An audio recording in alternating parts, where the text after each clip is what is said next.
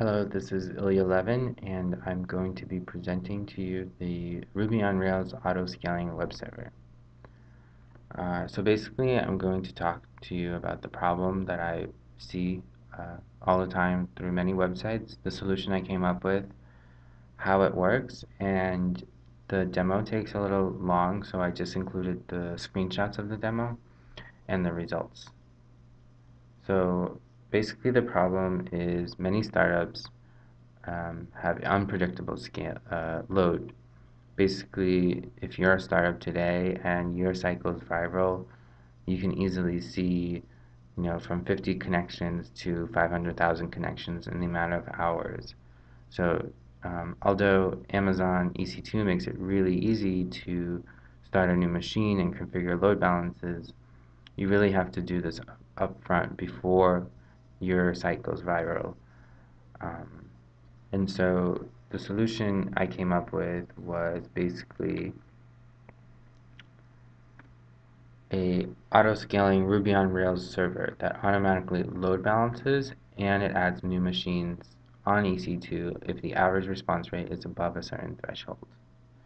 And for my threshold, I set it to be 1 millisecond. So if the average response rate for your site goes above 1 second, then the code will automatically start new machines, and it will automatically start load balancing between those.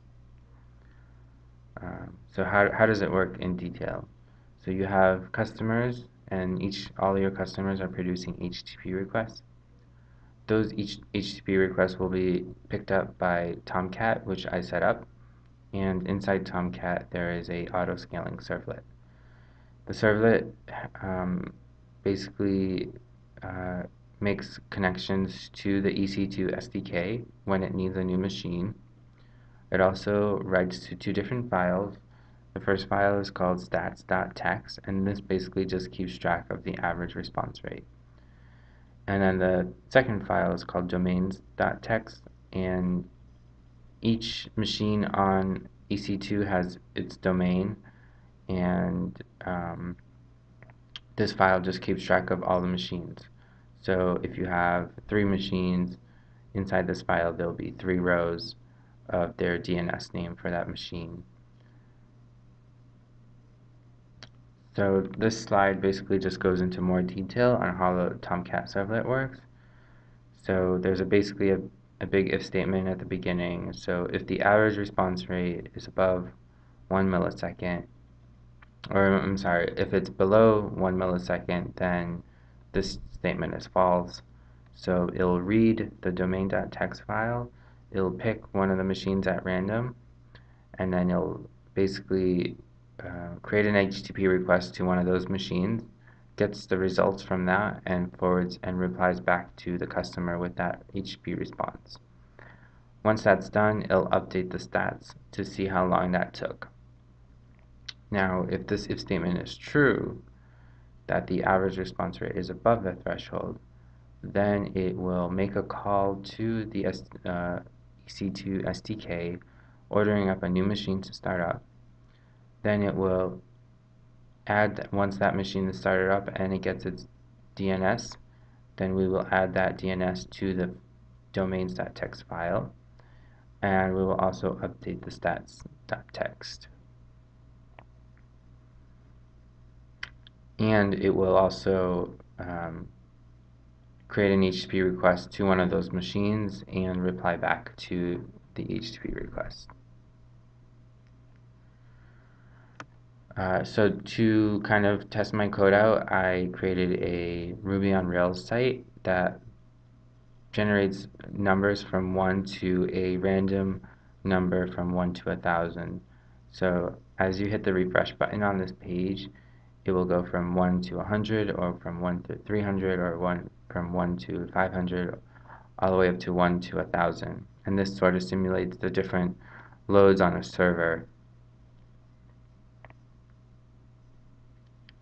So as this part of this project, I also created a load test. So I found a site called loader.io, which was really helpful.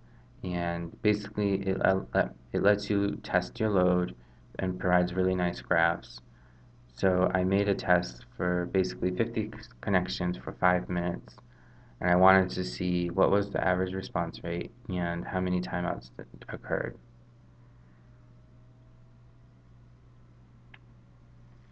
So the first graph you see here is basically a micro instance machine with no load balancer and no auto-scaling. As you can see, this bluish line here is the response rate, and as time goes on, the response rate gets slower and slower and slower. So by the end of 5 minutes, it will take 2 seconds for each page to load. Now, 2 seconds might not sound a lot, but if you actually go to our website and you actually wait 2 seconds, it does seem like something is wrong with the site. Also, we had 437 requests that were timed out.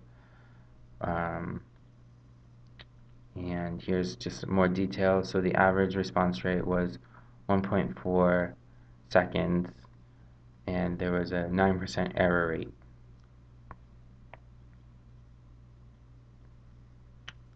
So this next graph is with my code, and as you can see, this looks a little different. So the blue line here actually, so the blue line here shows that about at 100 seconds, the average response rate hit a max at almost 3.5 seconds. But then so this represents overhead from my load balancer. So there's threads. I added additional, each request has to do additional work because of the load balancer. But as new machines started to go up and running through the EC2, the line starts to go down. And by 5 minutes, we were at about 1.5 seconds. So this represents the power of auto-scaling and the power of EC2, just how easy it is to start a new machine up and increase scale. This just gives you a little detail. So the average response rate here did go up. It went from it's 1.7 seconds. The error rate did go down to about 8%. And within 5 minutes, we went from 1 server to about 5 servers, which is pretty good. And I'm guessing that if I ran my test a little longer for about 10 minutes or so, I would assume that this blue line would have reached below the 1 millisecond threshold that I set up. So the results from this test basically shows that overall the average response rate, the total average, did go up slightly, and that's basically due to the overload, but the average response rate was decreasing as time went on. So your site will basically not, you won't get a timeout. It will just keep loading more and more machines and make sure your site stays up. And basically I set up a private Amazon machine that had the website up, that had the website code in it, and so this made it really easy to scale up and down. It was literally just one command to start up a new machine with a specific AMI number. There were a lot of enhancements that I realized I could have made while I was doing this project. The biggest one was the fact that I had to store everything in text files, sort of slow down the request. It would have been much better to have used sockets to kind of communicate to another process, or to just store this at a database layer. The other thing I wasn't able to do was to do a scale down method, just because of time wise. But overall, this project really was very interesting, and I learned a lot. Just the ability to auto scale a website, within 2 days of coding, I was able to write this load balancer and auto scaling. So thank you.